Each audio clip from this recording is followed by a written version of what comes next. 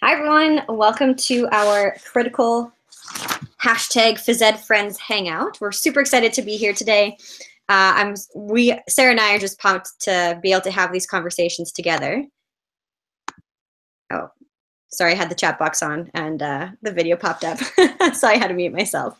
Okay, so we're gonna get started explaining a little bit about what critical PhysEdFriends are, and really what this is going to look like and why we decided to do this. Sarah and I have been talking about, since I'm not currently in the classroom right now, I live vicariously through Sarah, and I always tell her, share everything that's going on in your classes so that I can help you, or that I can just live vicariously through you. So Sarah and I have been talking a lot about what she's doing in her classrooms and what that kind of looks like. And I know Sarah's shared, just some dilemmas and some issues and maybe a few struggles that she's had with the specific space and just kind of what she's doing. So I've kind of run out of ideas to share and help. So Sarah and I were having a conversation being like, well, let's get a group of people together. Maybe we can get some really, amazing minds that are in the field right now that can kind of have a conversation with us about this. And then Sarah brought up the idea of this critical friends protocol. I had never heard it before. I'd never participated. Sarah hadn't either. And we thought, well, let's just try and use this as a structure. So if you have used critical friends before, don't judge us based on what we are doing in this Hangout currently. We're using kind of a modification of it. We really just want it to be to help us focus and really try and get some ideas from this. Rather than just having a conversation or doing a roundtable of things that we've done in the past, we wanted to just provide some focus for us. So in the critical friend, I'm just reading from my notes here so that I say everything correctly. In the critical PhysEdFriends conversation protocol, a facilitator, which will be myself, leads the conversation and asks a series of questions to the audience. There are 3 roles in the protocol. The facilitator gives directions and keeps time. The presenter shares the work, which will be Sarah. And then the audience gives feedback, which will be Amy, Joe, Katie, and Glenn. In this conversation, I just said that. Okay, so we are going to start with our introductions, and then we'll kind of get into everything that we're going on. So I have the chat box popped up. So please let us know who you are, where you're coming from. We'd love to hear from you. And feel free that as we are having these conversations to type ideas and thoughts and questions that you have too, just as though if you were in the Hangout with us currently. We kind of wanted to get like crowdsourced in a sense where we want as many people to be a part of this as possible, but you only have so many spaces and so many voices that we can have at one time. So what we'll do is we'll start with our introductions. So maybe Sarah, I'll start with you, and then we can kind of just go down the line. My name's Sarah Gittier-Hartman. I teach middle school physical education in St. Louis, Missouri. I'm the one that everybody's helping today, and I'm also a member of the PhysEdagogy team. Katie, we'll go with you next. Different. Sorry, my order's different. Okay, hi everybody. I'm Katie White, and I'm a coordinator of learning in Saskatchewan, Canada, but I spend most of my spare time thinking about assessment. So that's the lens that I'm bringing today. Hi, I'm Jo Bailey. I teach at DC Everest High School in Wausau, Wisconsin, and I'm hoping to help out in any way I can.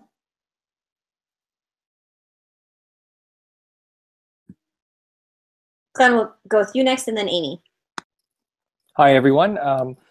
I'm Glenn Young, and I am a retired physical education and athletics coordinator for Surrey School District, which is out on the west coast of BC. Okay. My turn? Yes. Okay, hi, I'm Amy Schneider. I am a 20-year veteran of elementary physical education. And my last 6 years, I am a resource teacher for the school district of Palm Beach County. I help with K-12 physical education, driver's education, health, and we do professional development for over 400 teachers. Awesome. And for those of you that are in the chat right now, same thing. Let us know who you are, where you're from, what you do, and maybe what your kind of thoughts are on this, and maybe what you want to get out of it too. Review the protocol. So I'll just take a couple minutes here just to kind of read through and explain what the protocol looks like, just so that those of you that haven't seen this done before or heard about this, you kind of understand what the purpose is and what we are doing. So when we get into the conversation protocol, we'll be going through 7 different steps. The first step is the presentation.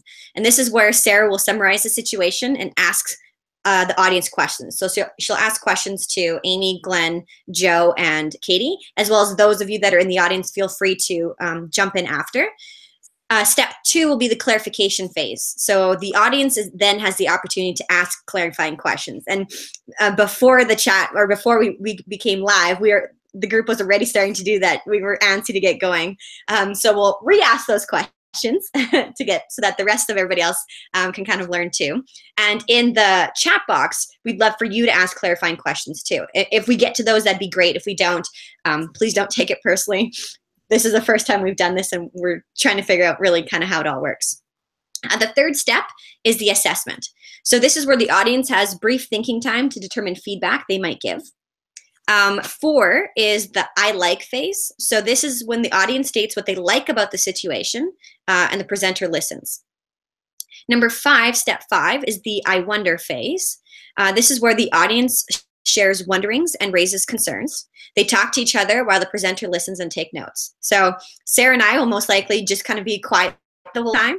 She'll be taking copious notes in her amazing handwriting. And we'll have the group kind of sharing their thoughts and their ideas.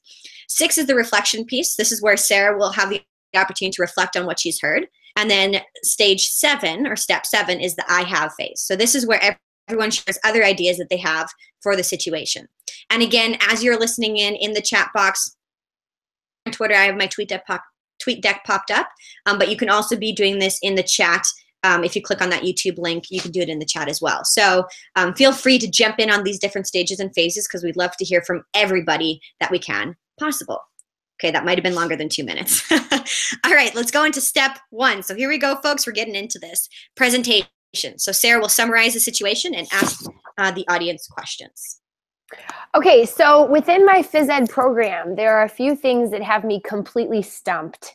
And it seems as if the schedule that I have at my school kind of dictates the experience that my students and I are having right now. So I teach middle school. All of my students this year are in 6th and 8th grade. I don't have any 7th grade classes. And there are 4 PE teachers and 2 health teachers in my building. The students at my school take physical education for 3 quarters each year, and then they rotate out for 1 quarter of health. So some kids have health during first quarter, some might have it during second, third, or fourth, which means that my class rosters change every quarter. Some kids leave to go to health, others come back from health, and then some actually get to stay in PE. Occasionally, we will have students whose schedules will completely change as well. So they might get a new teacher. So I might lose kids, I might gain kids, even for the last quarter of school. This has caused me to really struggle with figuring out what to teach to my students and when to teach it and how to assess it. So I have 3 big questions for the group. The first question is, within these parameters, which concepts should I teach my middle school students? The second is, if my class rosters change each quarter, when should I actually teach those concepts? And then the third question is, how can I ensure that my grading practices are accurate and fair if I can't track my students' performance over time, meaning the beginning to the end of the school year? Okay, so that was step 1. So now we'll get into the clarification piece. So for our members of our audience, Amy, Glenn, Joe, and Katie, what clarification questions do you have for Sarah to really help you understand her situation, where she's at? You have for her. So we'll take however long we need to ask those clarifying questions. So for those of you that are ready, just unmute yourself and just start talking. Okay, I have a question. So Sarah, how's the communication between you and your co-workers? Are they on board with, right, we're all going to be covering the same concepts and content, but we're not quite sure when? Or how does that transfer work when you do either gain a new student you haven't had before, or you're turning a student over to somebody else because of the rotation system your school operates? So the conversations that we have as a group are not based on concepts. They are based on what units are you planning on teaching, so that I can use the equipment and nobody else needs it, or can we share the equipment? Is there enough available? We have had brief conversations about which concepts we want to prioritize as a department, but those conversations are happening because our administration wants those conversations to be happening in every subject area. So the work does feel very forced and not very meaningful at this time. So while I do have a list of those concepts, I didn't share them because I don't know how realistic they are that those are actually the prioritized concepts at this time. Sarah, is this situation unique in your subject area in your building, or are other colleagues in other areas facing similar scenarios with rotating cohorts of kids coming in and out? This is pretty unique for health and PE. So the health teachers have a brand new group of kids every single quarter. So they have to teach the entire curriculum in just 9 or 10 weeks. So they go at a rapid fire pace. This doesn't happen in any other subject area. And it's partially due to the fact that we have to share our spaces in our building. So like if I were teaching math, for example, I wouldn't have another teacher and group of students come into my classroom in the middle of my class. That does happen in PE at our school. You know, my classroom is my classroom if I'm teaching math. So it's unique to just us. Got another question. How does your admin view this issue, this challenge for you? I think that they know that we deal with a really strange schedule. I don't know if they understand how challenging it is for people who really want to teach quality phys ed and want to make sure that what they're doing is really best for students. There have been some discussions about possibly changing our schedule in the future. But at this time, the ideas that have come up aren't really what's best for the department. It isn't really what's best for the teachers. So it's kind of just at a standstill. Okay, so that's interesting that it's kind of typical that we're looking at the needs of the teacher rather than the needs of the student. Yes. Mm-hmm. Mm-hmm. So Sarah, I'm going to give a full disclosure that I did a little bit of conversation with you before this chat, because I'm not a physical education teacher and never have been. So I wanted to know, so some of the questions that I asked you were around sort of your assertion that you were trying standards-based learning and assessment, and that was kind of important to you. And so I asked you what your standards look like, because I wasn't familiar with them. They look different all across the world. And so you shared those with me, which was helpful, which you might want to just explain. I don't know if everyone else just understands all of that, but I needed to know it. And the other question that I kind of had was around also your restrictions around assessing and reporting, just how much freedom and autonomy you had in making some decisions about what you were going to collect data on. So that's kind of where my questions were earlier, and you can decide what's important to let the public know. Yeah, so in our subject areas, we all have the freedom as a building to assess our students the way that we want to assess them, and use a grading system that we want to use. So for example, if I wanted to change my grading scale percentages to make an A a 95 and above, I could do that. Most of us do not change our percentages for the what counts as an A, B, C, D, or F. Some of us in our building use standards-based assessment. Some of us don't. More and more of us are starting to. And we are required to have all of our grades convert to percentages. And those of us who use that fully understand that that is not true standards-based assessment. It's just the situation that we're in. So I have 4 levels for all of my assessments, and then each one converts to a percentage. My percentages are 100%, 90%, 80%, and 70%. And it took me a very long time, about 3 years, to experiment with percentages and really be comfortable with those. And I'm very comfortable with those at this time. And right now they seem very fair for my students. So Katie, does that answer everything? Sorry. Yeah, I think it does. I think it was, yeah, I think that clarifies sort of the parameters or yeah, where we could have some discussions about mapping and so on. So thank you, Sarah. Sure. Sarah, is there a consistent length for each of your units? We rotate spaces approximately every 6 days. And so for a lot of us, we change our activities that we offer every 6 days, which is very, very fast. However, our students like that it is that fast. They do not like doing the same thing for multiple days. They get sick of it. And I've heard that feedback from 6th, 7th, and 8th graders. I actually just had a conversation with kids on Wednesday about that. So our outcome or concept that we are teaching could go longer than 6 days, but the activity would typically change. For example, I might be in a fitness room, which is like a very, very small, narrow gym. And then I might rotate out to the field, and then I might rotate to the actual gym. And so sometimes the activities have to change because they're not all feasible in every single space. Would you be able to provide us with an example of a concept that you're teaching?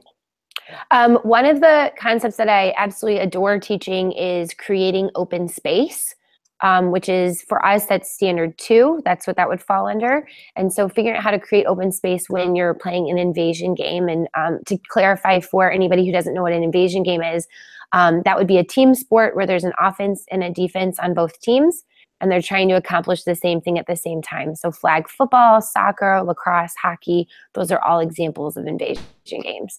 So that's the one that I really try to teach at the beginning of the school year, as kind of a basic framework for pretty much everything else we do. Sarah, hi. So are you saying that you don't have course descriptions or follow a scope and sequence in your middle school? We do not have a scope and sequence that the 4 of us all have to follow. In some ways, that's kind of cool because I get to do whatever the heck I want. In other ways, that can be challenging when we will occasionally get a question from a parent or a student who says, like, what units are we doing next quarter? And, you know, I'm honest. I always say, I don't know. I haven't planned that far yet. So sometimes that's kind of hard to answer that question. When it comes to the course description, it's just a really broad course description that talks about how they're going to meet the learning domains and they're going to participate in a wide variety of activities. So it's just a really broad blurb that goes in a booklet for the kids. Okay, so you don't have your standards all in one grade level, like 6th grade has to cover these standards, 7th grade has to cover these. You don't have that. Correct. Okay.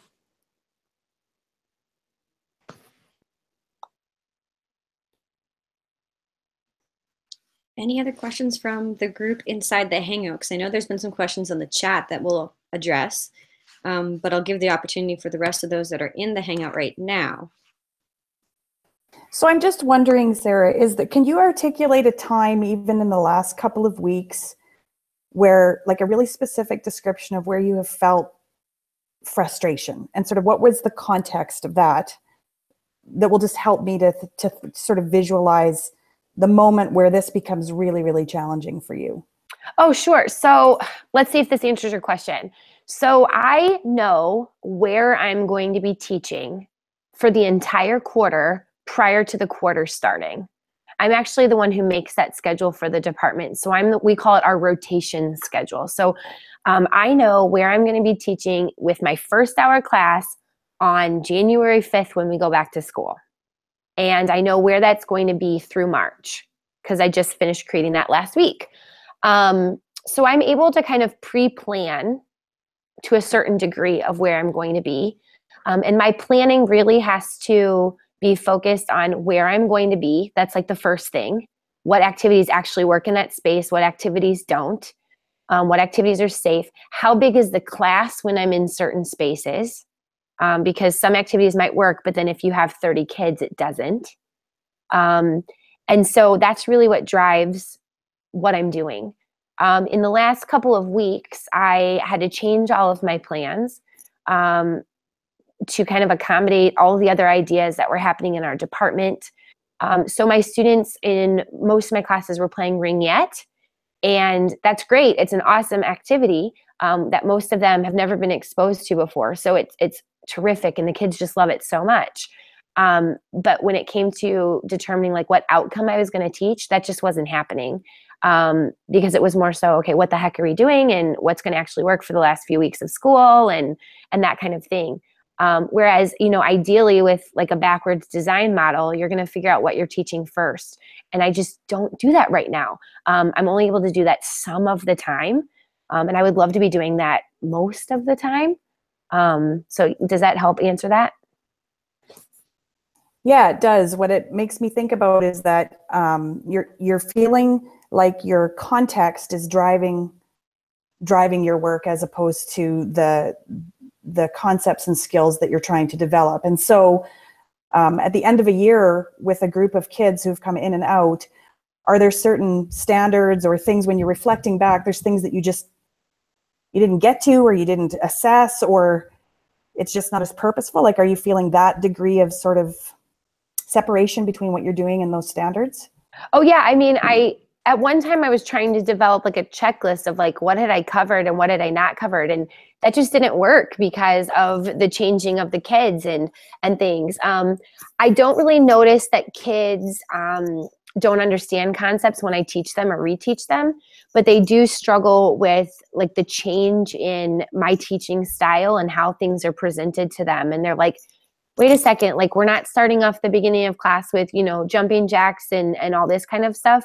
And I'm like, no, we're starting off class with me talking about like our learning intention for the day. What are we doing today? And how are we going to demonstrate our learning? And so that's kind of hard for some of the kids to buy into or just to get used to when they come into my class.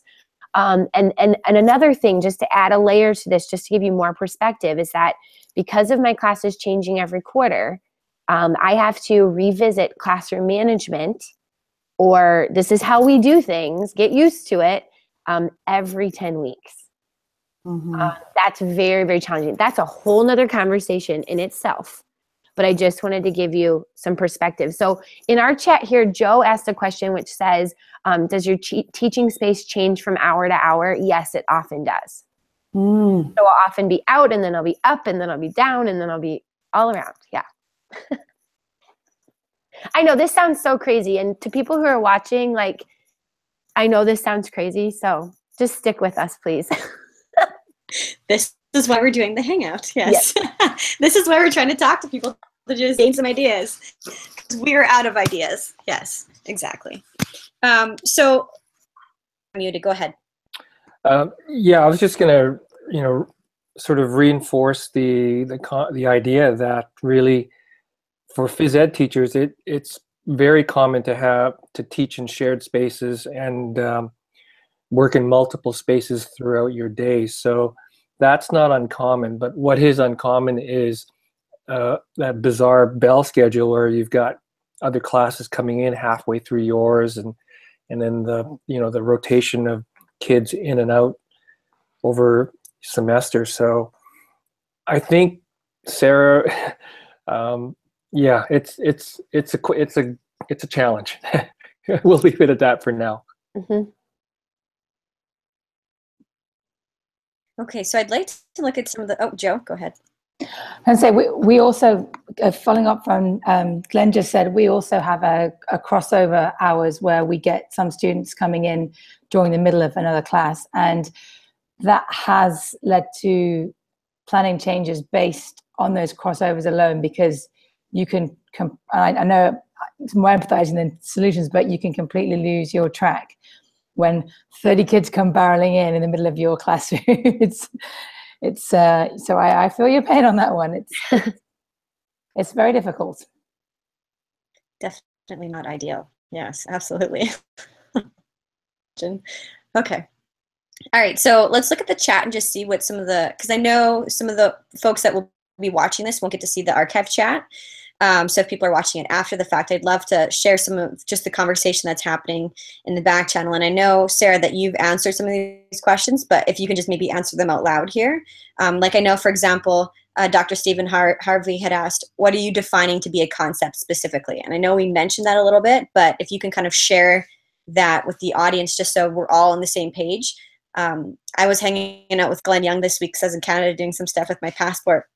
And we had talked about having a common language and using vocabulary and making sure that everybody's on the same page. So, which I think we need to do at some point here too, to make sure we all understand when we say curriculum, and we all understand different pieces, because we have some folks, from Canada. We have some folks from America. Joe, you've been international. I'm trying to be a translator a little bit because I know Canada and I know America, but having that common language so we all are on the same page. I remember when I moved to America and I would say curriculum, and that meant something different to Americans than it did to Canadians. Talking about what concepts means to you, Sarah, and then we can maybe jump into just some quick vocabulary. Yeah, well, when I think of the word concepts, I think of like our grade level outcomes. What is it that we really want our students to know, understand, and be able to do? Although I understand that concepts can be defined in like broader things like leadership and character ed type words. And Joe, I know that you were answering that question when Stephen asked. And so I think there's different ways to do it. I think just if we are going to use the word concepts from here on out, maybe define like what you mean by those concepts. Do you mean that they're skills? Do you mean that they are more of like that character ed based type framework?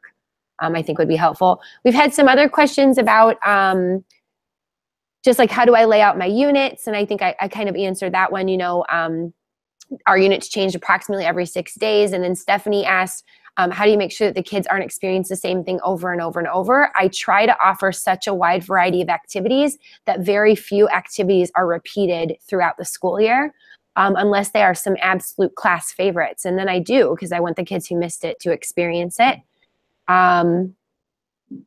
And I'm trying to see if there was any others as well. Oh, Murray asked, which standards and outcomes do I use, or am I required to use any? I have the option of using what I want.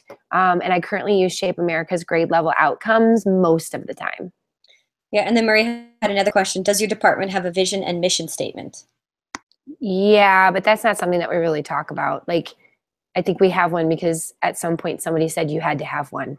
And it's in like the curriculum document that we give to the school board when we are up for curriculum review. So I don't think it's something that anybody really looks at. It's kind of like when I go to meetings and they're like, okay, we have these norms at the beginning of the meeting. And some people really love that. Some people really thrive off having norms and having that structure. And I'm like, okay, but if I just behave as a professional at this meeting, like I'm following norms, So I don't always follow that kind of stuff. So the fact that we have this structure for this conversation, which I think is very needed, is totally different than what I'm used to. So it's kind of cool. Okay, so I just want to, break protocol here, literally. And maybe if I would just love for people to share, and maybe if there's other words that we can think of, but for example, curriculum.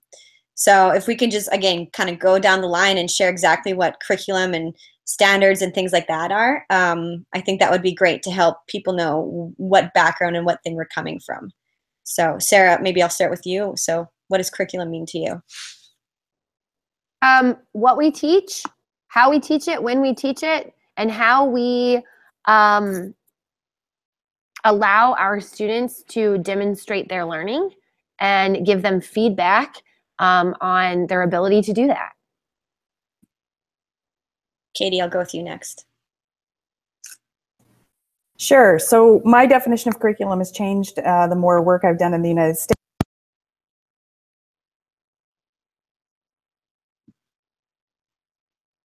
Oh, I think you might have, maybe that's just me. I think you might be muted. No, it cut out for me too. Okay. How about now? You're good now. Yeah. Okay, good. Okay, so in Canada, I shouldn't even say Canada, that's probably not even true. In Saskatchewan, our curriculum is our published documents of outcomes and indicators is what we call them, but for you folks, it would be standards in the United States. And it's literally the published document. Now, I've come to shift that to curriculum being a combination of the published expectations and the lived experiences. So it's kind of like how you blend those two and make it be a lived experience for kids. To me, anyway. I have that experience now too. And I don't think I introduced myself to everybody.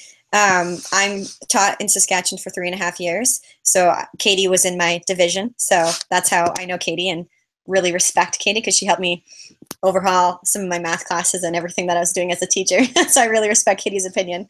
But yes, that's the same thing that I've basically ditto to what Katie said as far as what curriculum was. It was basically a document that you taught. and then to what it really has kind of become being in America and things now as well. So Joe, if you want to maybe explain your thoughts on that. Okay, so to me, the curriculum that's my learning map for whatever it is that, we have semester classes. So my curriculum for a semester class is everything that my students should know and be learning to do throughout that curriculum in whatever way, shape, or form that may take. Now, it's going to look different from something I'm doing in outdoor ed than it will for a more generic fitness, basic overall class. But if anyone were to look at it, they should be able to say at the end, I can do this. I've had this exposure, this experience, and it's your map. Great, Glenn. Mine is similar to Katie's as well. The curriculum is put out by your Department of Education, or in Canada, the Ministry of Education. It's the legal document that teachers are required to follow. Okay, and then Amy.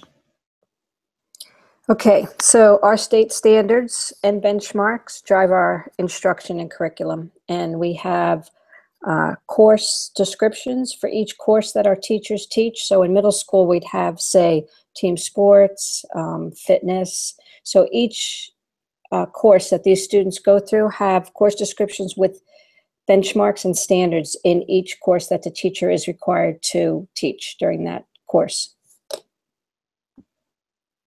Okay, fantastic. Thank you. If there's anything else that we come up with, or if we realize we might not be on the same page with, we'll kind of maybe define those words and share those thoughts. I just know that the curriculum piece is one big one, especially moving from countries. Okay, so the next phase, if we don't have, Sarah, did you see any other questions in the chat, or does anybody will final chance to ask clarifying questions? No, I answered some that are just really basic. I don't think we need to go over in here. Yeah, we're good. Okay. Yeah. All right, so the next part is the assessment piece. So this is where the audience has a brief thinking time to determine feedback they might give. So is this like where we do the Jeopardy music, or do we want people to just like share their thoughts? What do we think? I think let's share. Let's make the thinking visible. I like it. Or auditory. Oh, nice. Glenn, would you like to start? Beware of who speaks first, right? I think it's certainly obviously a very challenging environment for Sarah. I'm wondering, Sarah, whether you have high standards and high expectations of yourself and your students, and I'm wondering whether you may need to temper that given the nature of your challenge. And there were some very good questions around, how cohesive is your department, because you can't do this alone inside an environment where you've got 4 or 5 other department members who don't think that way. So your whole scenario would be even more reason for the department to come together and try to come up with developing a program of, a scope of what you want to do and a sequence of what you want to do. Don't really like to use those terms, but you need sort of a map of what is going to be done, who's going to be doing it. And really, you're not unlike any other school where facilities determining what's being taught, and that shouldn't be the case.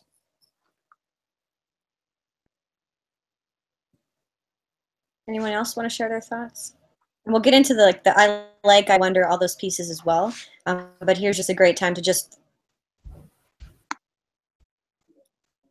Okay. I guess I'm going back to the kind of the backwards design now.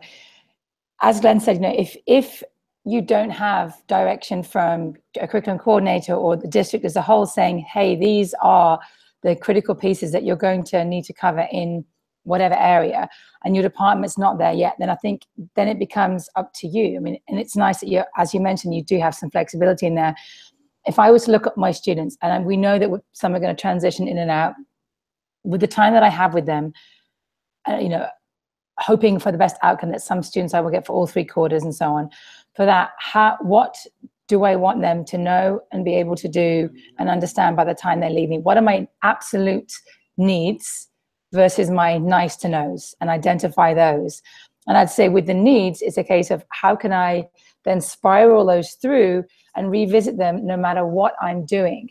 So the activities is, for all intents and purposes, irrelevant. Yes, we know within the grade level outcomes, there's different categories. We have our motor skills, we have invasion games, we have target games, we have other fitness concepts and so on to cover. We have teamwork, leadership, respect, responsibility that kind of ebb and flow throughout. But taking those pieces aside, what are the critical pieces? And then what is that? I can go back to your cupcake analogy on this, which I've used so many times. You've got your wrapper and your cupcake. They are essential. Your frosting, you could argue, is pretty essential too.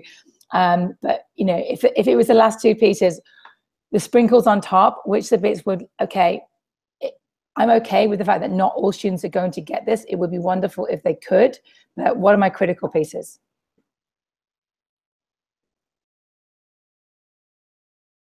So I was going to say that was my very first thought when I read the blog, was kind of a combination of what Glenn and Joe have just said. It's almost like, Sarah, you need to give yourself permission to flex what you're doing and to make those decisions around what's essential. And I mean, like I said, I'm not a phys ed teacher, but certainly in all the curriculum work I've done, I keep thinking that there's this sort of parallel track between the skills and understanding that you're trying to develop in kids and then the contexts in which they do that. So it's the vehicle and the destination dilemma. Which is the vehicle, which is the destination? And I think if your destination is your standards, and I'll talk a little bit about, you have two different kinds of standards in that document that you sent. And I think it's helpful to look at those two differently. But I feel like those standards are your destination and your contexts are the vehicle, and you're going to take different vehicles all the time to get there. In that standards document that you sent, you have 5 national standards, which are broad, overarching key things. And when I looked at them, I smiled, because with my limited phys ed experience, they look an awful lot like the ones that we have where I'm from too. So it turns out that there's some really important things that kids need to know when they're engaged in physical activity and physical growth. But I thought those 5 national standards are kind of your framework. They're the big rocks, really. And I imagine, I mean, you guys know better than me, that it'd be pretty tough to argue against those 5 things. Then you've got all of these littler standards. And when I started looking at them, I started thinking that they overlap an awful lot. And some of them are really tiny and some of them are bigger. And I mean, I was thinking long-handled implements, short-handled implements, or throwing using different types of things. I mean, they all seem to be part of a bigger skill set that you're developing. So like Glenn said, I think it's about, I keep thinking it's about the map. And like Joe said, I think it's about figuring out what the big pieces are on that map and how things sort of fit together so that you can be as flexible as you need to. And then the last thing I was thinking was around standards-based grading and assessment, because it's how do you stay true to that without driving yourself crazy? And I keep thinking that, you know, the thing about standards-based learning is we're focusing on the important things. We're looking at the skills and knowledge that we're trying to develop, but I don't think it means that we're planning every moment around those to the point where we feel very handcuffed. Tracking that is difficult, especially when you're using those middle year standards where you've got so many of them. And so I just am thinking around what are the big ones, and then how can you track those over time? So as kids flow in and out, you have this sort of longitudinal look at how they're developing them. So that's just a little rambling, but those were kind of the key areas that I was thinking about as I read your blog.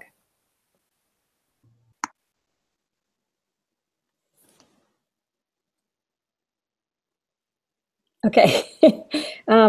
Sarah, I was also thinking along the same lines as everybody else here, is if you could sit down with your team and decide who's going to teach what and what standard you're going to teach as a group, and then develop clear learning goals.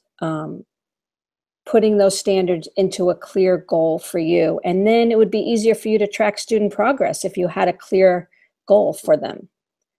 So yeah, I think it would all depend on the beginning of the year and working with your team and seeing who was going to teach what. I mean, it's hard to teach all of the standards yourself, especially with kids popping in and out. But if you were each responsible for some of them, then I think it would be the kids would get most of them. That, you know, they might not get all of them jumping in and out and only having you for 3/4, but at least you did your best to do the grade level outcomes that you thought were most important. Mm-hmm.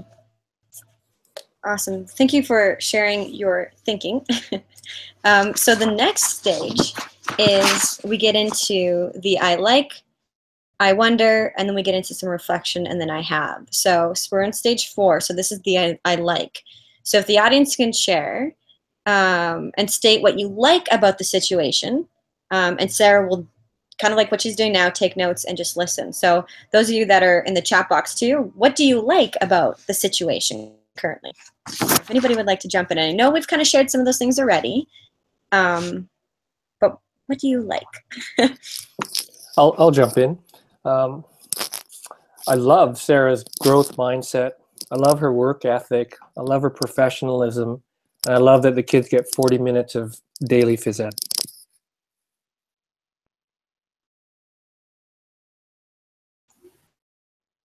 Yeah, I love Sarah's commitment to making sure that her kids are getting those critical skills that they need. And I actually kind of like the amount of flexibility that you have. In a weird way. It's difficult, but it's also lovely.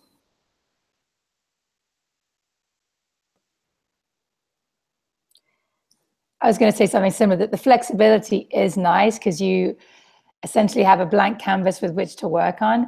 I love that we're also, sometimes you're the hardest person on yourself. And because we're doing this whole sharing process, you can actually realize that, yes, you know, as much as we all would like that ideal situation, it isn't that. And give yourself permission that we can't fix everything, but you can, we can't control the uncontrollables, but making sure that those parts that we can control, we do whatever we can with as well. Okay.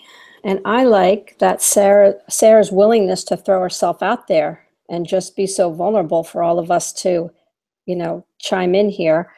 And I like the fact that Sarah puts the kids first, like the kids are the first priority. So, you know, aside from teaching and scales and rubrics and curriculum, it's what's most important for children. Awesome, thank you. Okay, and then there are a few in the chat too that people had. Matt said, "I like how you're willing to make huge changes to help your students." Stephanie says, "I like your open-mindedness to make this work. And on the bright side, you can do what you want. There's freedom."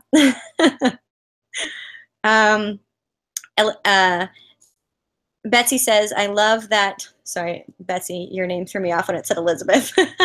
I know that's your name. Yeah, anyways.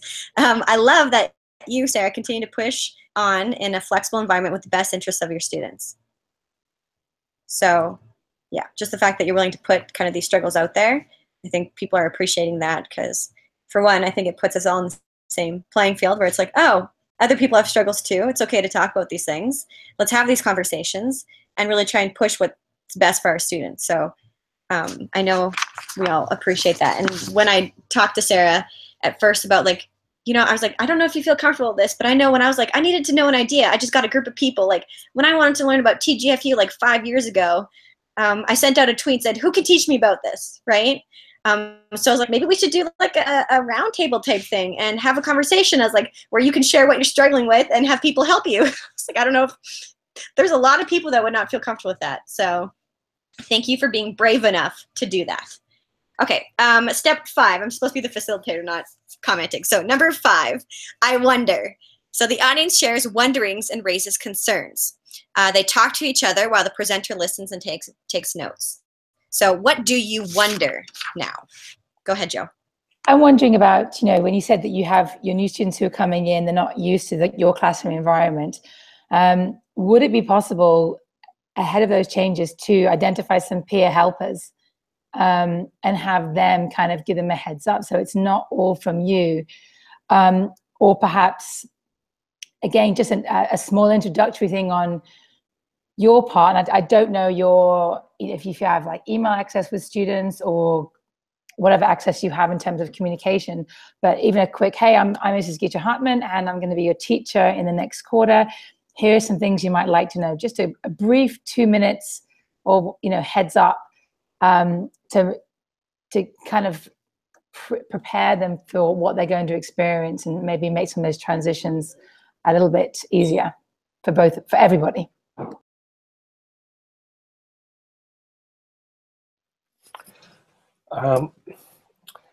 Sarah, I wonder, my last few years of my district position, I started to really focus on teacher wellness. And so I'm wondering how sustainable the amount of energy that you're putting into all your various assessments, your exit slips, your SWOT, your self-assessment, your check-ins, your rubrics, your ticket to play, your ballots, etc. How sustainable is that for you long term? Because that's a lot of work. And then, what's your return on that investment? What are you getting back from that? How is that? I know it's informing your instruction, but how is that helping in the overall scenario? And then there's an opportunity cost to all of that. So what have you not been able to do because of investing all of that time in that? And I think the last one is how could you shift some of that so the students become a little more responsible?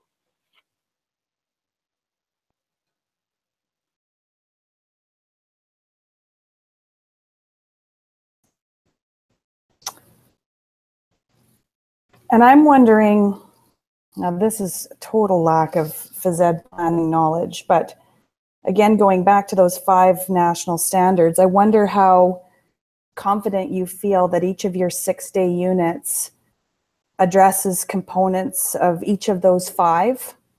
You wouldn't be addressing, obviously, all of those middle year standards with under those umbrellas because there's so many, but how confident you feel that you're addressing those 5, and I suspect probably pretty confident. And then I just wonder how maybe those 5 national standards might, by focusing on those, how that might actually open up kind of some of the things Glenn was talking about. So your feedback and your observations and all of that beautiful formative work that you do, I wonder if focusing on those 5 would give you a little bit more flexibility or not feeling as tied to each of those little standards. If your conversation is around those 5 big ideas more often, I don't know. That's just what I was wondering. Okay, and I wonder what it's like to teach middle school and have to deal with all of that. I work in a district where there are no grades for elementary school students, so I taught all these years with a pound sign, meaning there were no areas of concern. So any assessment that I did was for myself and my students. So I feel your pain. I just think that maybe your idea of what the students need to learn is what's going to need to drive your instruction.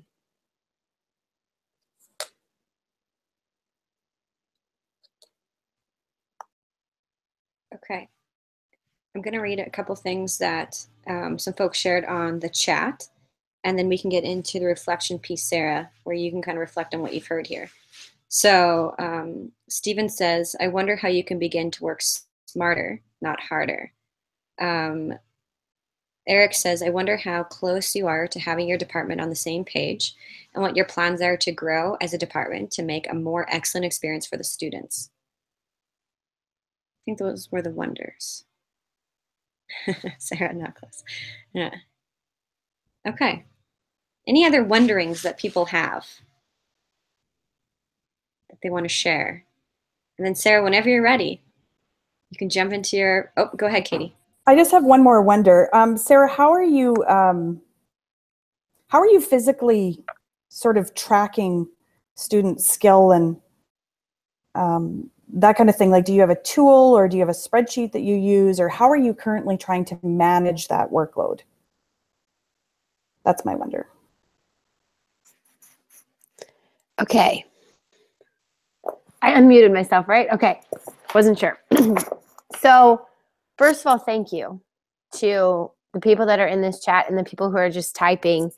As you can see, as Naomi said, I was taking copious notes, and it's really getting my brain going. So to go through the I wonders, Joe, I think that your idea of having some peer helpers or some mini coaches to kind of assist the new students to the class is a really terrific idea. I think that sending an email to the kids that are new, or just all of the kids in general, is a really awesome and simple. And why didn't I think of that idea before? Why am I sending my introduction email to just their parents? The kids are more important. And Glenn, your comments about, is this sustainable over time and what's the return on investment, and the teacher wellness piece really resonates with me. I'm incredibly forgetful and have never been forgetful in my entire life. And it's been picking up more and more this year. I think that the opportunity cost is the relationship piece. I'm so focused on where am I going to teach? When am I going to teach? How am I moving the equipment from here to here? And that comes at a huge cost. Stephen Harvey, who's given, those of you, I don't know if you're following in the chat, Stephen's given like 5,000 ideas. So I definitely need to talk to him one-on-one.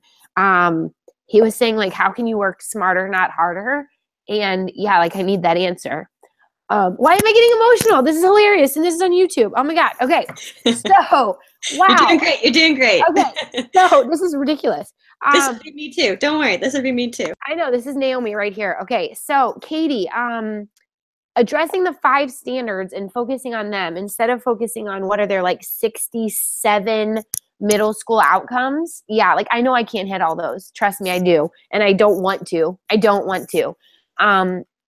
Like, connecting what Katie and Glenn are saying is, yes, I want this to be easy. Like, I want it to be fun.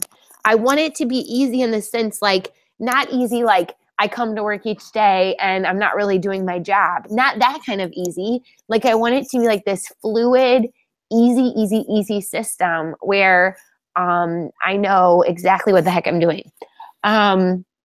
So I think that focusing on the 5 standards is a really cool idea. I'm wondering how, like, what would that actually look like when it comes to the assessment piece? Because even though we're having this conversation about reducing the workload and are the formative assessments that I'm doing actually giving me a return? Am I actually figuring out what my students know, understand, and can do? And what am I actually doing with that information? At the end of the day, I'm still responsible for giving my students grades. I had administrators and parents, who find that to be very important. And many of our students find it to be very important as well, because our school and our district as a whole is incredibly academically driven. And our students are under enormous pressure to succeed. Many of our students feel like their 7th grade grades are what's going to determine their likelihood of getting into certain university and colleges. That's just the culture in our district. Our students are under a lot of pressure. And so I think that if I can create a teaching system that is easier for me, that also will alleviate a lot of the pressure that the kids are experiencing. I know that many of them view PE as not their number 1 priority, and that's fine. And I know that many of them view it as a place where they just come to play. and that's fine too. But I also want it to be a simple enough system where when they walk in, they know what to expect. And I can spend less time explaining what they need to expect. Sometimes I do a lot of talking when I'm teaching, a lot. And I can cut that down too. So I'm wondering from the group and for the people who are watching, we're going to deviate from the protocol for a second, Naomi, and do step 6.5. I love half steps. Is if I want to work smarter and not harder, if I want to focus on fewer outcomes or prioritizing outcomes, what are the need to knows? If I have those established, which I might even share that list after this is over. It's in a different document and I don't want to blow up my computer trying to find it, is how do I assess those things? And when I say assess in this sense, Katie, because I know you're our assessment expert in the group, I'm saying, like, how do I actually turn those into a grade? That's what I'm asking. Because I know the formative piece. I feel like I've got that nailed down. So how do I actually turn what my students are doing, what they're learning into class, if I were to narrow down the focus and actually turn it into a grade? Okay. So I'm just spitballing here, and this may not be good. So I'll throw that out there. So I was thinking that one of the things that we do in my division or district is we do something called a roll-up. So for good or for bad, and there's pluses and minuses to this, but instead of reporting each standard separately, we roll up. We still assess by standards and we think about all of those things that we need to think about, but what we share is a roll-up. So a lot of those littler pieces fit under broader categories. So in the document that you use to guide your work, you have 5 broad categories, and underneath those you have smaller standards, or more discrete. I shouldn't say smaller, some of them are really big, but they're more discrete standards. So I was spitballing around, because my husband does teach phys ed, so I watch with him and try and work with him on this. And I created a spreadsheet that's going to be useless to you, but I'm trying to show the concept of what I'm thinking. And I know you won't be able to see this probably, everybody. But really what I have is I have student names down the left-hand side, and you could do this digitally, or there's a million ways. But then what I did is I took your one of your broad national standards, and it's at the top, and then I've got all of those little discrete standards within there. And what I found myself doing as a completely uneducated physical education person is I started noticing a lot of overlaps, a lot of things. I even started categorizing things under broader, I started reworking them, which is healthy or not. Some people could argue both ways. But you know, you've got a lot of things that are overlapped. So, but anyway, what I was thinking is in each 6-week or 6-day unit, the reason why I asked about those 5 broad ones, it doesn't even have to be all 5, but I just wondered, is if you look at what you're planning based on your context and your materials and your room, and you have a look, you do the mapping that we've kind of been talking about, which is which of these aspects of learning am I really focusing on? And so you're almost picking those that really, really fit.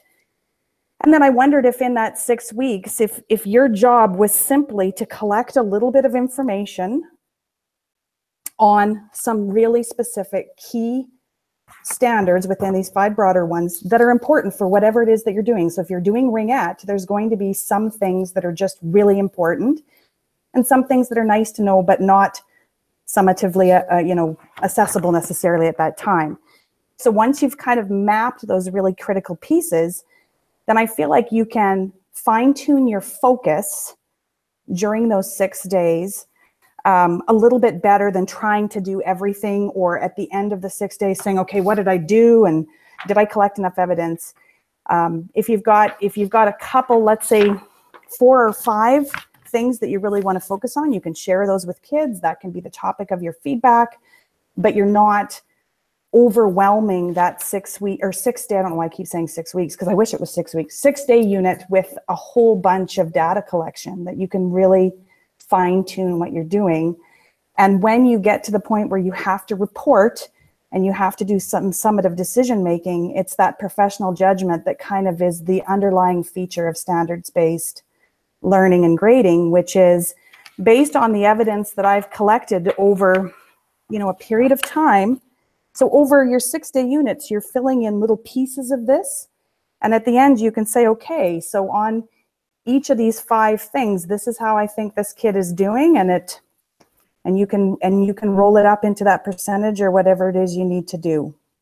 I don't know if that made any sense, but I feel like the steps are kind of mapping and narrowing down your focus for each 6 days, collecting data on those things, knowing what those specific standards, what part of those 5 overarching standards they're feeding, or which of those 5 they're feeding. And then when you're figuring out a summative grade for your students, it's really looking at those 5 areas and saying, okay, how am I going to report based on those 5 areas? Does that make any, I don't know. No, that makes sense. So 2 things. I remember that during the I wonder phase, you asked about how am I tracking this? So if I'm tracking a specific skill, I will have a checklist of like student names on the left, and then maybe like a breakdown of what I'm looking for, and then I'll just check mark stuff, and then I'll just use that one checklist for that one thing, and then I'd create a new one for another unit or another skill or whatever. So if you were to do what you just suggested, doing the mapping, the data, like what feeds into the different standards, and then looking at all 5, would you report that as one summative grade for that particular unit, or would you report that as a grade for each standard? Which to me, that would be crazy to do 5 grades. No, I think what I may be proposing, but again, this can really be up for discussion, but I'm thinking that, you could tell kids how they did in that unit if that's really important to them. In my dream world, what we would do is each reporting period, that's when we make that summative reporting decision. And we're not getting tied down to today, this is how you summatively did on this thing, or even in these 6 days necessarily, because in those 6 days, you might be learning a brand new skill in a brand new context, and it just isn't appropriate to offer a summative judgment after those 6 days. You might say to them, you know what, today we used a long-handled implement, we were curling. I don't know, do you guys do that in the United States? We were curling and we sent a rock down, and we've only been practicing that for 6 days. So we're going to be doing that kind of sending in other contexts. And so I'll offer you a summative result when I have more information about how well you can use those performance cues in a lot of different contexts. So I feel like in a way, and this is the hard part, I'm not going to lie, it's teaching kids who are pretty focused on grades to be a little less hungry for those summative scores immediately, right? Lots of the work's formative. And when I think we've practiced this enough in enough contexts, I'll tell you how you're doing summatively. But I'm going to withhold that for a while because we're still practicing. Does that make sense? Yes, absolutely. So I don't know if that helps. No, it does.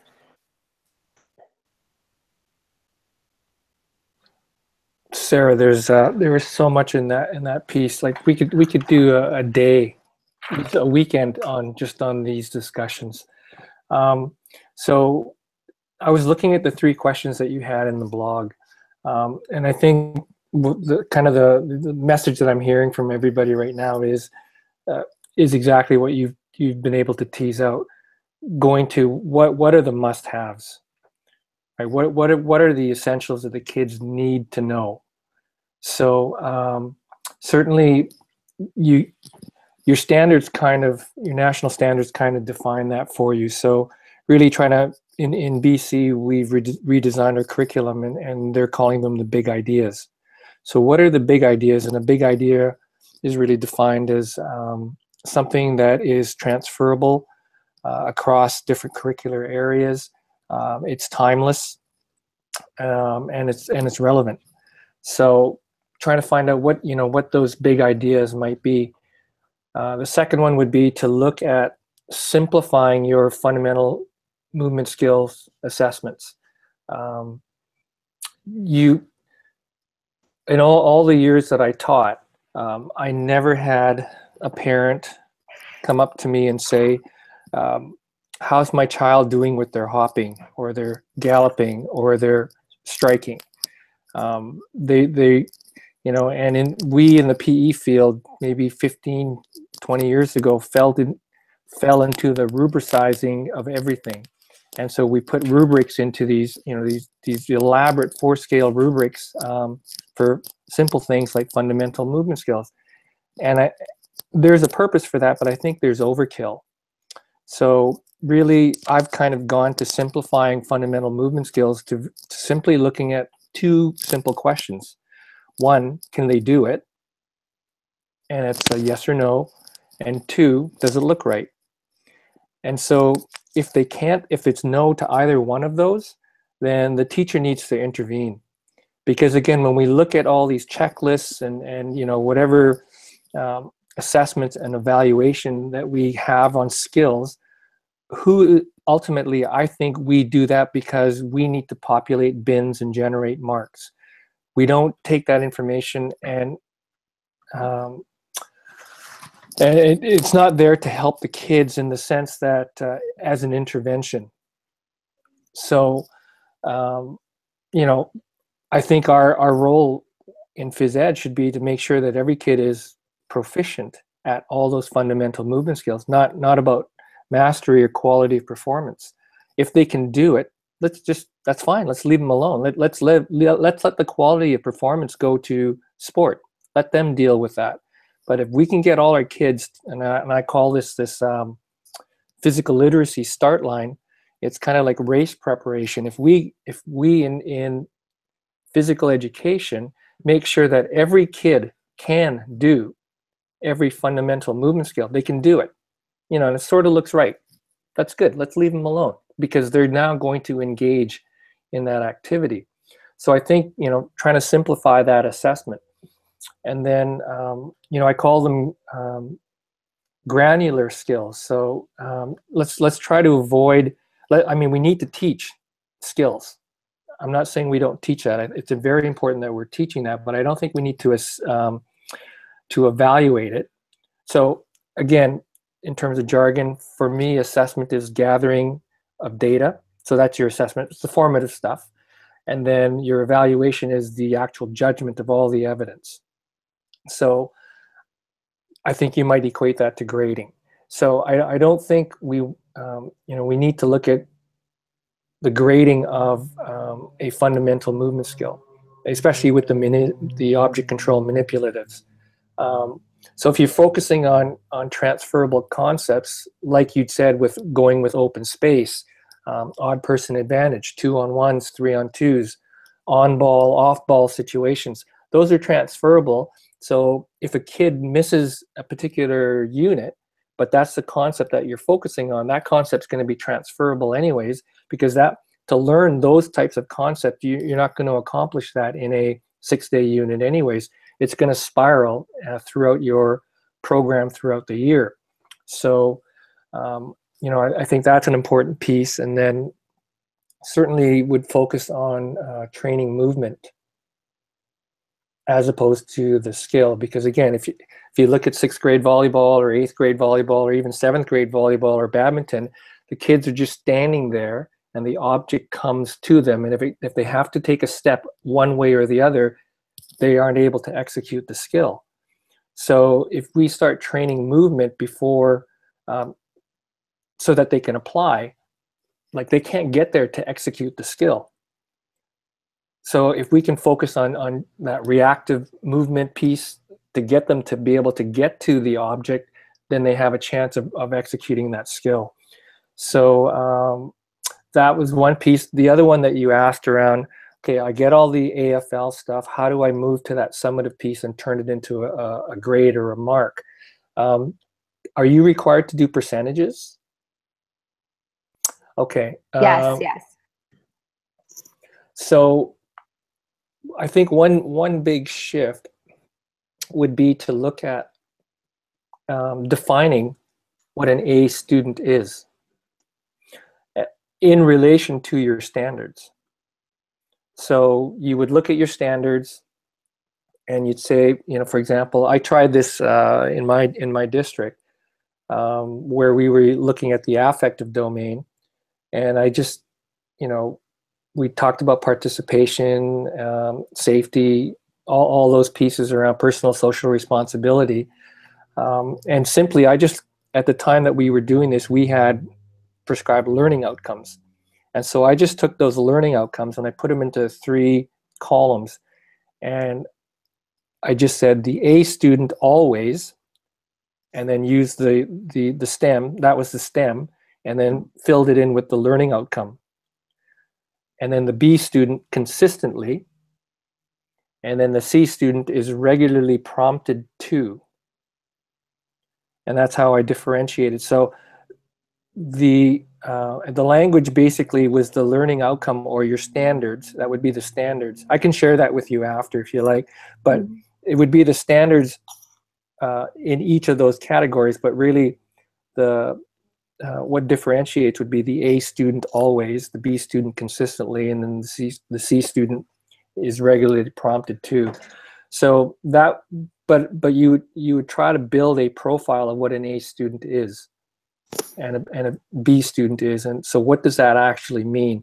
So that's going to go to all the know, can, and understand pieces in or know, do, and understand in your curriculum. And what was the other one? Oh, that's it for now. I'll let other people talk. Hey, so a little bit to add on that.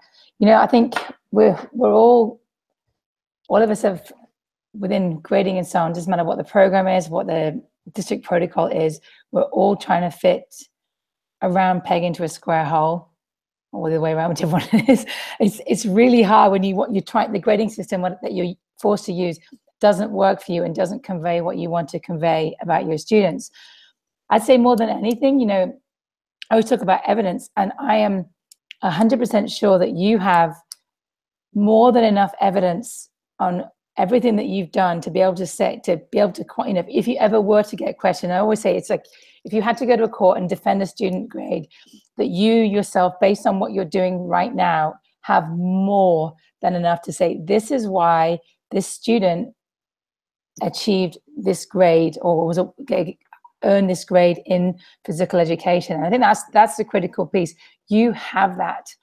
Now, there may be different pieces for different students, and they may not all 100% align because your students are coming in and coming out. But I would suggest that after, you know, by the last time you see them in that school year, you probably have more than enough to be able to make a very concrete judgment and plenty of evidence with which to back up that judgment. Mm-hmm. So I think we've kind of moved into the I have phase slightly. So we can continue through this. There's other ideas that they have for the situation. So do you have suggestions or ideas for Sarah throughout this process? So for those of you that are still tuning in with us, we appreciate it. I know we've gone over the hour, but I feel we can't stop here. I feel we got to finish this. We're on the last step, so thank you for bearing with us. But for those of you that are, you know, in the chat, you know, what do you have for Sarah? Do you have ideas and suggestions for her to get through this? And for those of you that, you know, if there's more that you want to share, here's the time now, because we're on the last step. I'll jump in if I can. Sarah, are you currently using any student portfolio type of? I'm not, no. Okay, so given your current scenario of the revolving cohorts, maybe consider, see, you shouldn't be working harder than the kids in the assessment piece, right? And you are. So you've got to, I don't want to say offload, but I think you need to shift some of that work to them. And they need to be responsible for their learning. And so if you can buy into that concept, then the next piece would be to allow to have a portfolio, have them develop a portfolio and let them represent their learning. So you've got tons, as Joe was saying, of evidence. So they have lots of opportunities to build their portfolio and create it with artifacts that represent their learning.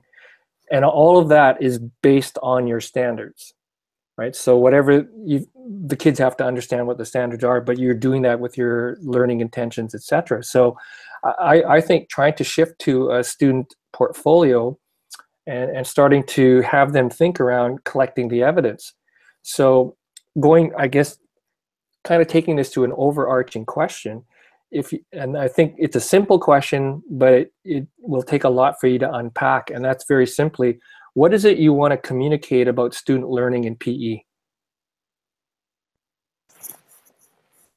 Because that's what we're trying to do, is communicate student learning. So that's going to be that reporting piece, it's going to be the grading piece. So you need to pick out what is important. That's going to be back to your standards, your concept, the big ideas, the essentials, the must-haves. What do you want the students, what do you want to communicate that represents student learning in phys ed?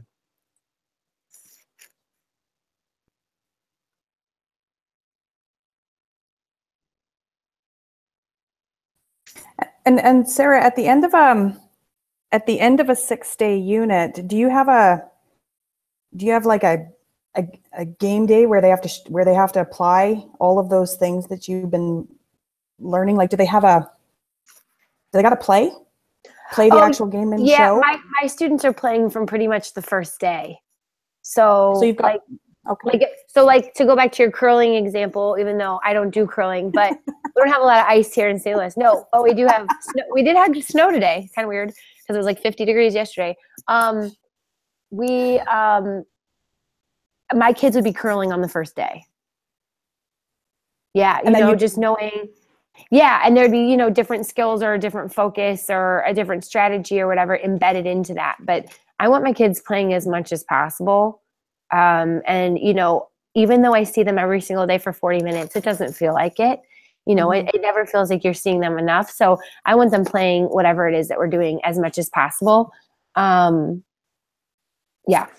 And then there would be, like, I'm just wondering, I was thinking as Glenn was talking, I was thinking the portfolio, I was thinking it's almost like I went right to video capture, or like, how is there a moment where you can step back from the teaching and the feedback, and it might be in a 6-day unit, but it might be, in the next unit. It doesn't have to be each 6 days, but where you say, you know what, today's a day where it's a show what you know day. Like, I'm going to do a little bit of summative assessing today. I'm having a look at how you're applying those skills and so on. And so that's your focus while they're busy playing, and they're busy playing because you've spent all that time learning how to play effectively, and then you can actually do that. So you're not focused on collecting data so often in terms of informing a summative piece. And then around Glenn's idea, I mean, I love the idea of a portfolio, and oh gosh, there's so many things you could do even digitally with that.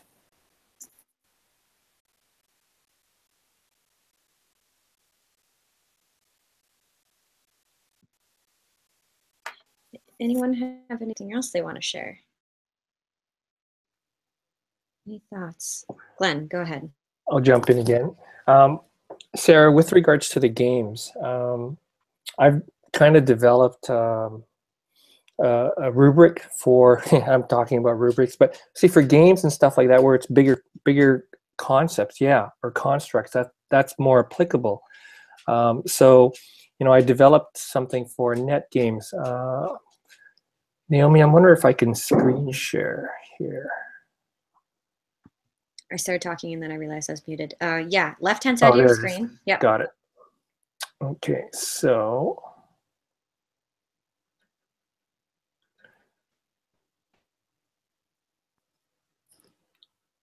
okay, are you seeing this? Yeah. Rubric? Yes. Okay, so I did this back in around, started putting together around 2003, and I took net games as an example, but I've really developed one for all the different games categories, and I wouldn't use the entire rubric with a class. I would look at each individual aspect. So if I just shrink that down to the read piece, So, okay, let me just backtrack. So the aspects that I would want to look at would be the ability to read, respond, react, and recover. And this is based off Dr. Tim Hopper from UVic, his work. But I've defined what read is. So, I'm looking at the kids' decision making. And so then if I go across, here, if we think of badminton or volleyball, a net game, the emerging student, and I'm sure we can picture this, is the player sends the object, making it easy for the opponent to receive the object, and then doesn't relocate within the playing area. Now, that's pretty standard when we see badminton or kids playing badminton. They just hit it back and forth to each other. And so if you're trying to teach the idea of open space, well, moving to that developing level, the player is able to send the object to an open space. So not necessarily moving to open space, but identifying where that open space is. So that developing player now, in terms of reading and a decision-making piece in games play, is able to, send the bird or a ball or whatever the object is to open space, and they're forcing the opponent to move. But then they're still not understanding that, oh, I put that person in a disadvantaged position. They might hit a weak return back. I need to shift my location. So that's what they haven't figured out. And then that acquired student is they are able to consistently send that object to open space with some sort of control and forcing the opponent to move, but then they relocate anticipating a weak return. And so, if we can get all our kids in some sort of a net game scenario, that they can, if they have that read piece, then they, to get to that point. And then the same with the respond, the adjust. So I'm not going to read over that rubric, and I'm happy to share that with you. But that would be when I designed this, I designed it as an assessment for learning tool, as well and as assessment of learning. So it can be a formative piece as well as a summative piece. And I've used this with quite a lot of teachers. I designed it for high school, but certainly, and high school here in BC is 8th grade and up. But I think 7th grade could work this, and certainly, 6th grade could do it as well, because trying to make the language as user-friendly as possible. So I'm happy to share that with you if you want, because I think that changes your focus to, because now it doesn't matter when the kids spiral into your class or not. Those aspects that you're going to look at would move in different net games that you would do throughout the year. Okay, I'm going to turn my screen sharing off. Perfect. Thanks, Glenn. Okay. Does anybody else have something? Yeah. Go ahead, Amy. Glenn, that is very similar to what we use in our district as far as assessment goes in PE. Even with the younger ones, we put their goal in like the 3rd block, and that's where most of the kids fall into. And then in the last block would be over and above what the standard is asking for. So I just wanted to share that. We use that as well with elementary and all the way up to high school in our district.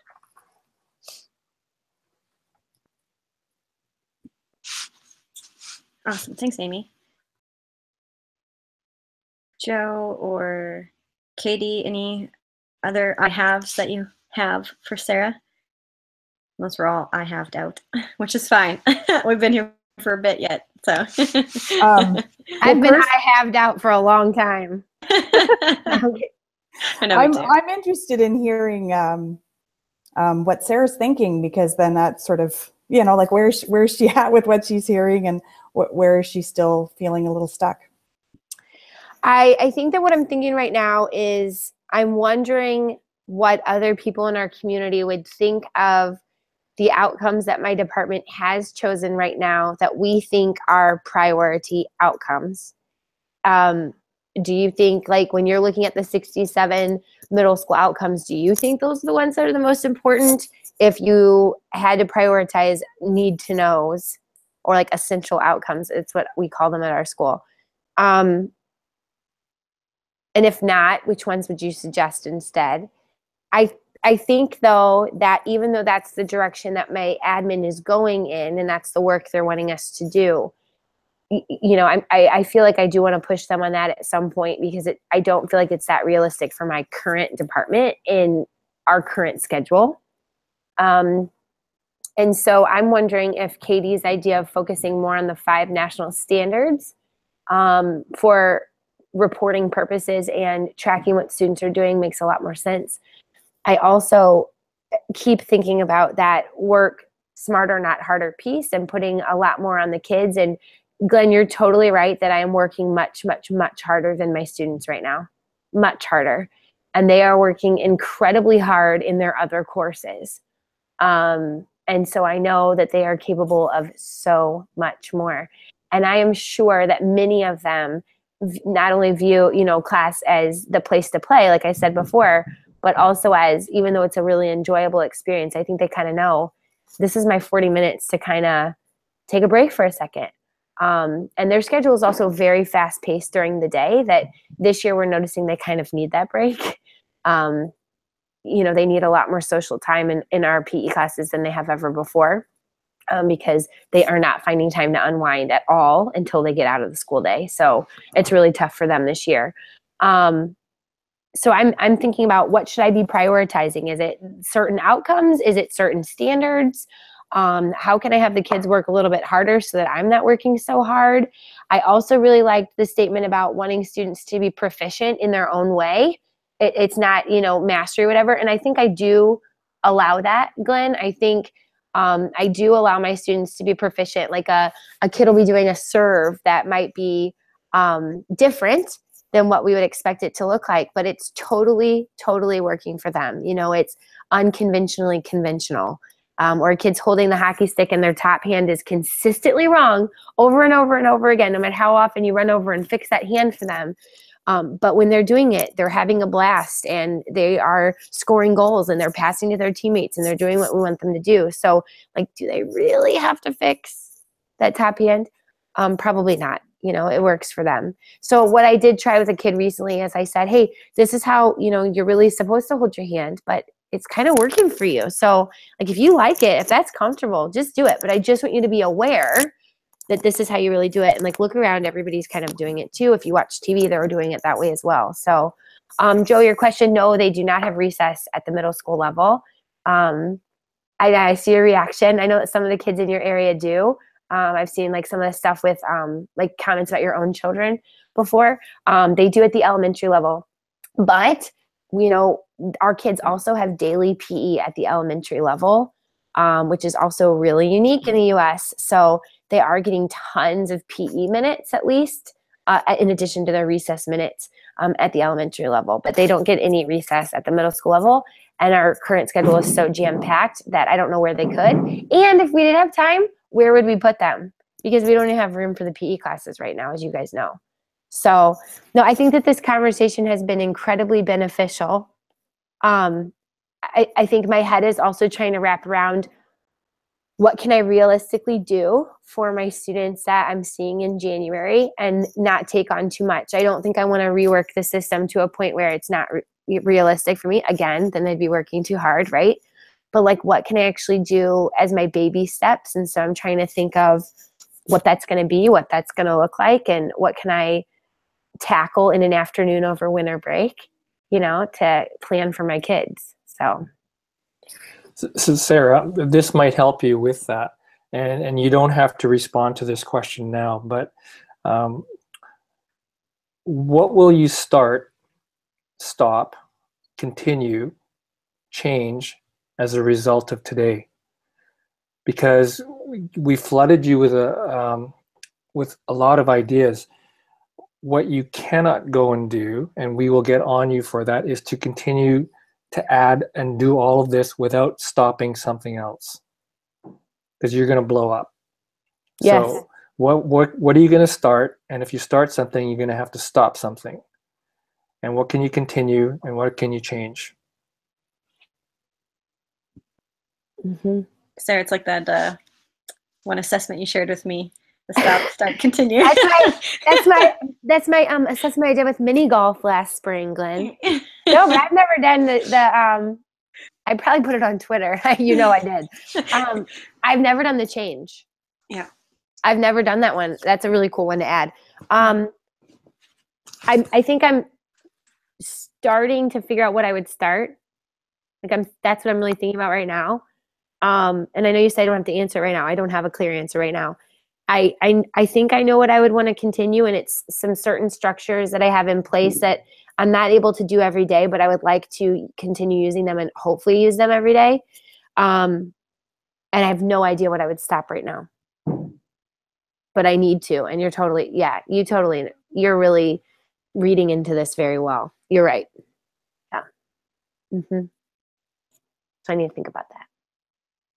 And maybe that's a good place for us to end. Yeah. And maybe that's a good place for everyone to reflect on what will they start, stop, continue, and change. So I like that. I think that's a really good place for us to end this. Sarah, final thoughts. Final thoughts is I want to say thanks.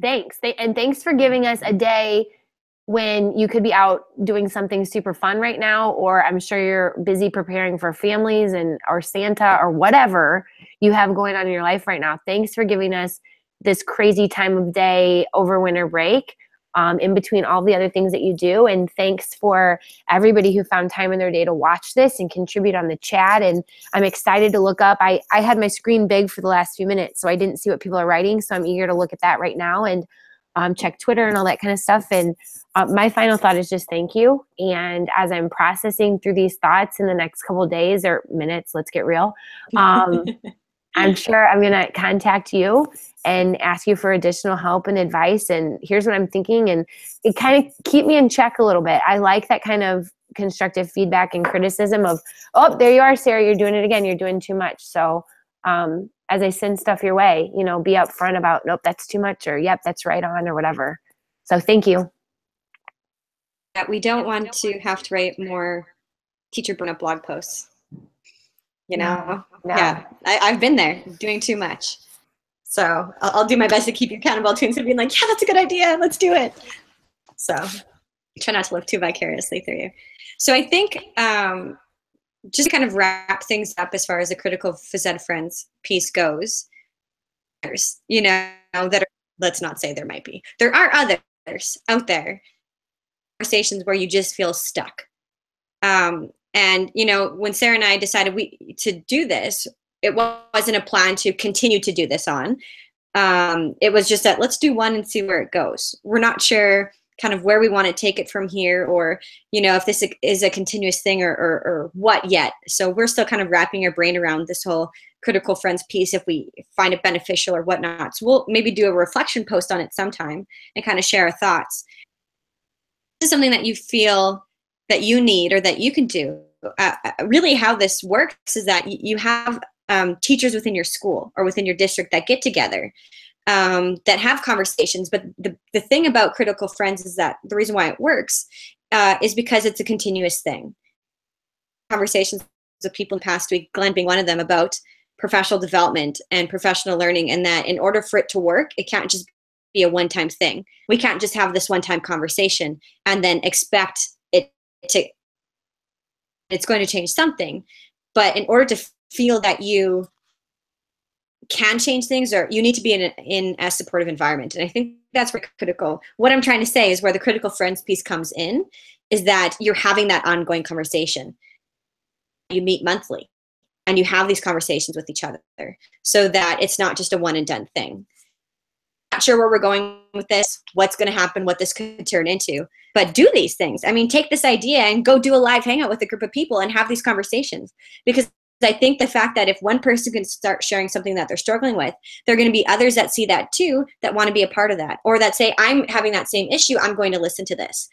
We do a lot of sharing of all the awesome things that are happening, and I've said this for a long time now. We do a lot of where we share all the awesome things that are happening within our classes, but we don't always share what we struggle with.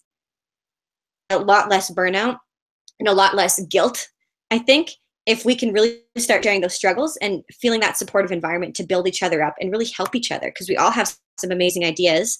And sometimes we just can't, we only see this lens because this is all we do. Just have the broad perspective. So just something to think about. Feel free to do this. Don't feel like you need Sarah and I to kind of, I mean, feel free to email us or if you have questions about kind of what we've done, but go ahead and do these things. And if you feel comfortable, post them live for others to see, because I think it could really benefit folks. And also, when participating in a critical friends group, if you're doing this within your school and you're doing these interactions face to face, it is recommended that you're meeting with a wide variety of people in your building, that not everybody teaches the same subject, that you're not all from the same content area.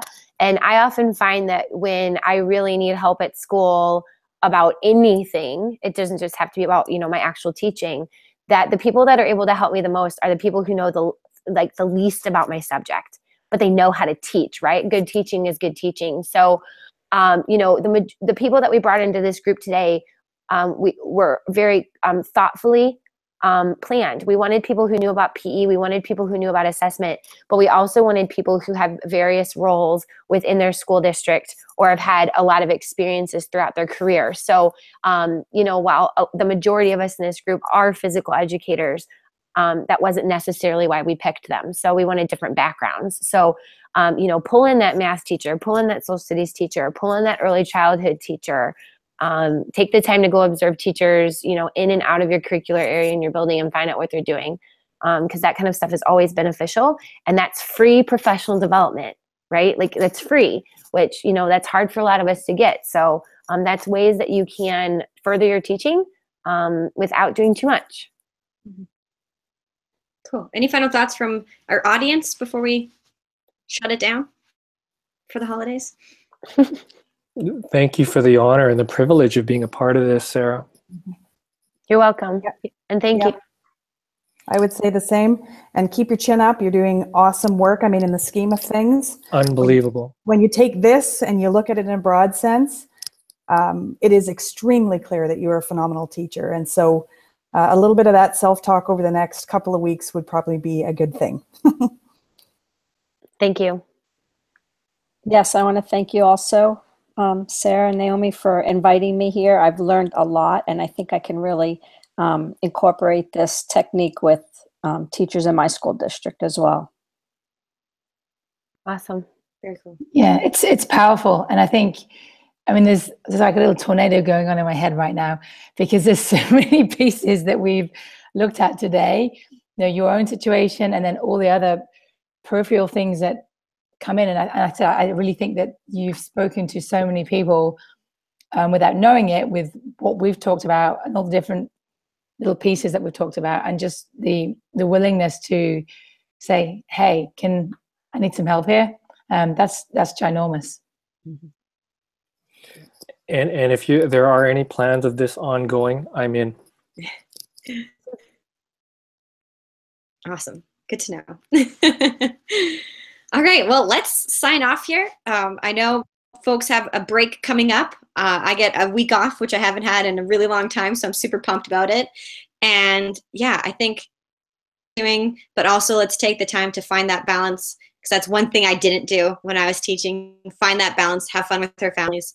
Adam and I are going to go ice skating today for the first time in a really long time, so we're super pumped, and we're going to go watch Star Wars tonight. So hopefully, don't spoil it for me. I hope the movie's good. So I'm not going on Facebook or Twitter to hear about it, but definitely go do things for you, do things with your family, and then take some time to think about it. So everybody for tuning in, and for those that stayed with us. We had 11, and I know some people had to jump off. So for the 9 viewers that stayed with us to the end, thank you so much. We really appreciate you jumping in, and you all are rock stars. Credits. Thanks, Matt. See you guys. Right. Thank you, everybody.